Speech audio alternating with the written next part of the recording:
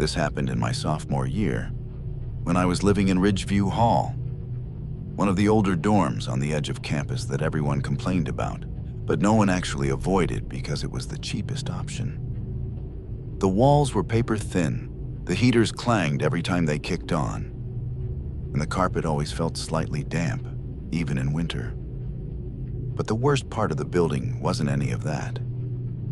It was the hallway on the far end of the 4th floor. Technically, it was just a short extension beyond the laundry room, with 5 rooms and a tiny study room at the very end. But everyone on the floor avoided it. Not because of anything officially creepy. They were just stories. Rumors of someone sleeping inside the locked storage rooms. Someone knocking on doors in the middle of the night. Whispering. Flickering lights. Typical campus ghost story stuff. But even if you didn't believe any of that, the temperature shift was undeniable. The entire floor would be warm and dry, but the second you stepped into that short hallway, the air dropped at least 10 degrees. You could actually see your breath on cold nights. Maintenance always said the vents back there were messed up. I'm sure that was true, but it didn't explain the rest. Around mid-November, I had a brutal week of exams. My roommate JJ and I share a suite with another guy, and that night, everyone was hanging out in our common room. Loud music, card games, the whole thing. JJ had a midterm the next morning and was getting irritated. So he asked if I'd go find another study spot where we could work. I didn't want to. I'd already showered and was basically ready for bed. But I grabbed my laptop and notebook and stepped out. The lounges on our floor were all full, and the only empty study space left was the small room at the very end of the creepy hallway. I hesitated for a second, but I really didn't feel like wandering around the whole building. I told myself I'd only be there for like an hour. The moment I entered that hallway, I got chills. Literally. The air got colder, denser. I'd walked through cold spots before, but this felt like stepping into a walk-in freezer. And for some reason, it was dead quiet. I walked maybe 10 steps when I heard a soft click behind me. I turned around and saw something that made every hair on my arm stand up.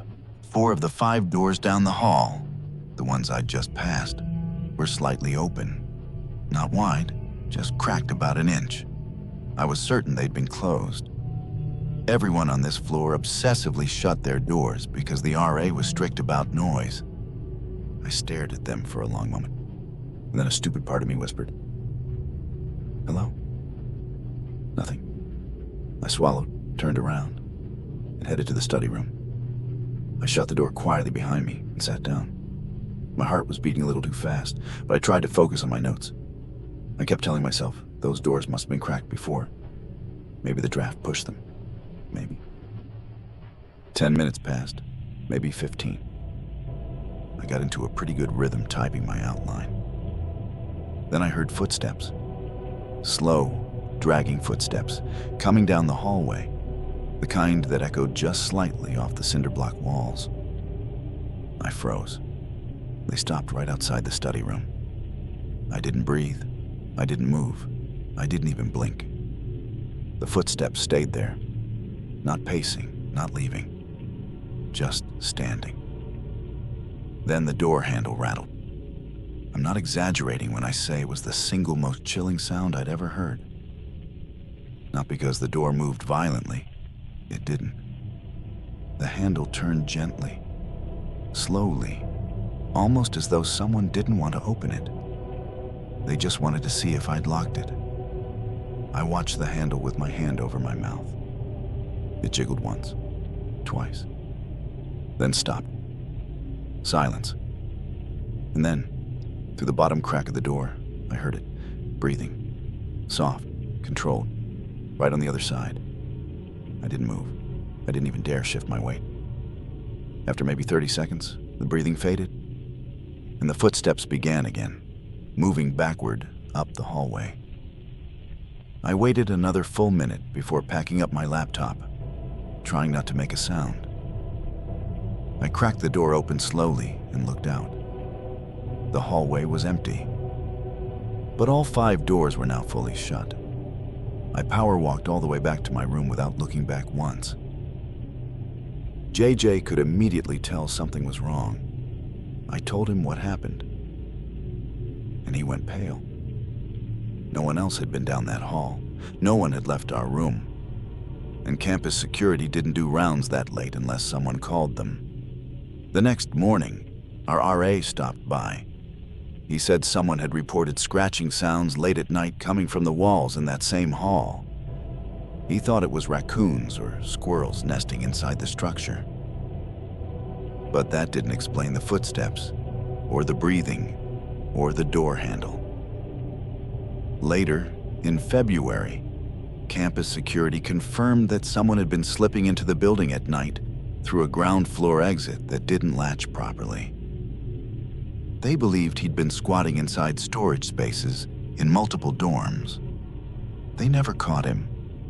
They never even identified him. And to this day, when I think back on that cold hallway, I can still feel that breath at the base of the door. Soft, patient, curious, like someone who didn't expect me to be there and wanted to know exactly who I was.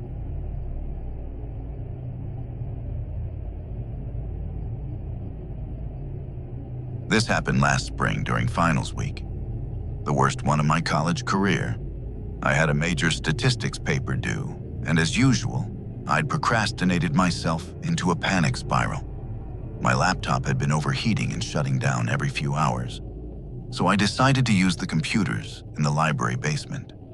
It was quiet, empty, and freezing cold, which I assumed was just the air conditioning being broken, like half the building. The basement was known for being creepy, but I'd always brushed that off. Low ceilings, old yellow fluorescent lights, long aisles between the compact shelving. Of course, people made jokes about ghosts. It felt like an old archive, a place where you whispered without even meaning to. I got there around midnight. Only 2 other students were down there when I arrived, both wearing headphones, both staring blankly at screens like they'd been there for hours. I picked a station near the far back, next to a pillar with an outlet. For the first hour, I focused, hard.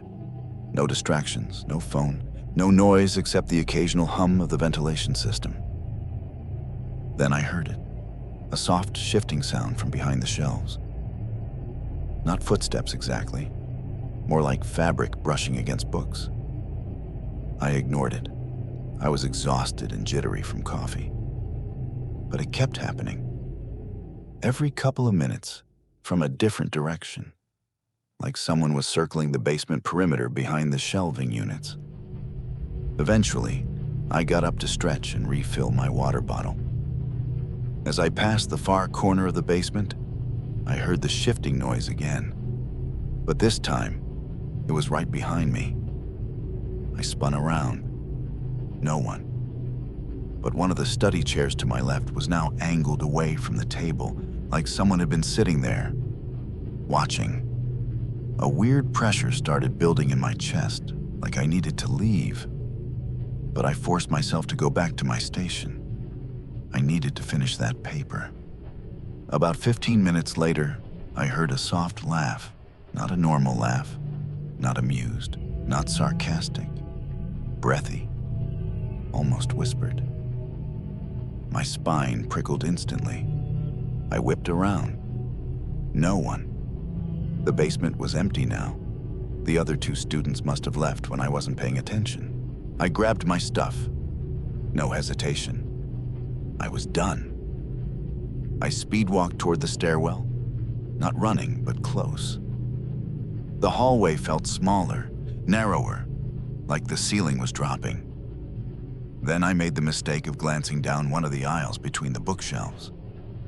There was a face staring at me from the darkness between the stacks. Not fully visible. Just 2 eyes, pale skin, and the bridge of a nose. Whoever it was didn't move when I saw them. They didn't pull away. They didn't react at all. They just stared.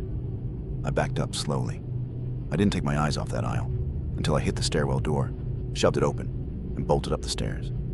I didn't stop running until I made it onto the main floor, where the night shift librarian looked up at me in confusion. I must have looked like I'd seen a ghost. My hands were shaking. The next morning, I forced myself to come back. In daylight. I needed to print and submit the paper. When I went to the basement briefly to drop off a book, I noticed something that made me stop cold. One of the ceiling tiles above my former workstation was missing. Not broken, not on the floor, removed, cleanly. A maintenance worker happened to walk by, and I asked if they'd been doing work down there. He shook his head. We don't touch the basement ceiling. Too old, too unstable. I didn't say anything else. A week later, campus security sent out a quiet advisory. Reports of an unidentified man sleeping in different parts of the library at night, possibly entering through staff access after hours. Do not approach, the email said. Report unusual activity immediately. I never went back to the basement after that. Even now, when I pass the stairwell leading down, I feel the same cold air rush up. The same sensation that someone is standing just out of sight behind the stacks. Watching, waiting, like they never left.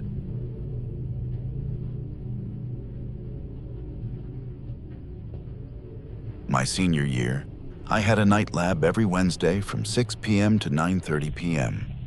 Wasn't bad, just long. But the part I always dreaded was walking to my car afterward.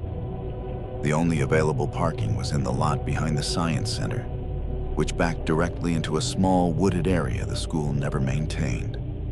Most of the lot's lights were dead. Facilities claimed they were in the queue, but they'd been out since freshman year. At night, the lot was a patchwork of scattered yellow pools of light and deep, suffocating darkness. That semester, I usually walked out with a friend, but that particular night, our professor held me back to discuss a project. By the time I finally packed up and left the building, everyone else was long gone. The second I stepped outside, I felt it. That prickling sense on the back of my neck. The night was still. Completely still. No wind in the trees, no cars on the road, no students walking by. The silence was so heavy, it felt like soundproofing. My car was parked in the back corner, practically swallowed by shadows. I kept telling myself I was being dramatic, that campus was safe, that nothing bad was actually going to happen. Halfway down the sidewalk, I heard it. Footsteps behind me. I froze, turned. Nothing. Just the empty path and the dark entrance to the woods. I swallowed hard and kept walking.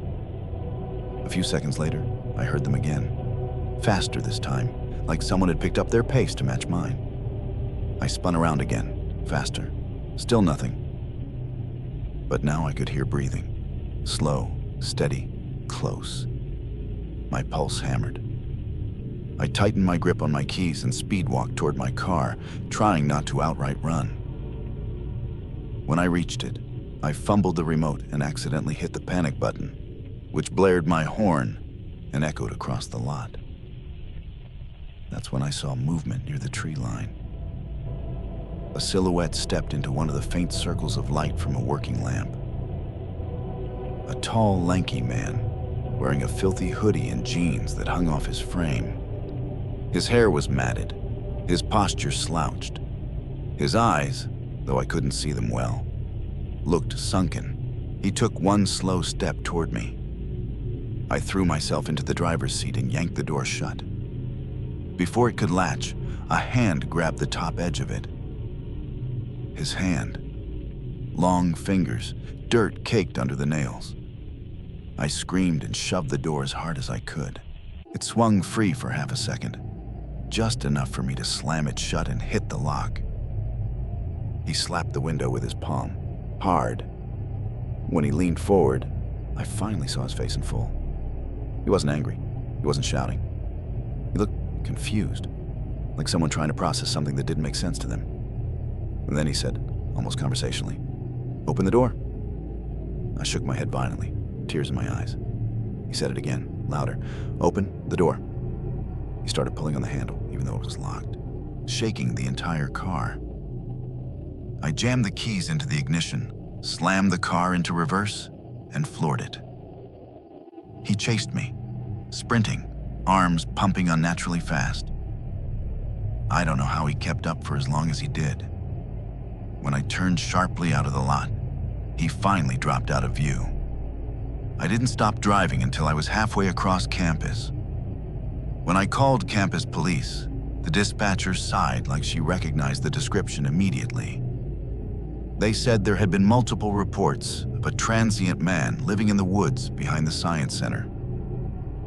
He'd been seen trying car handles and following students at night, but always fled before patrol arrived. They never caught him. That parking lot was finally lit properly last year. New LED poles, new fencing, new signage warning students to avoid the wooded edge. But I never parked there again. And sometimes, when I drive by that section of campus at night, I swear I see a shadow standing still at the tree line, half hidden, watching the cars pass. Like he's waiting for someone else to walk out alone, just far enough from the light.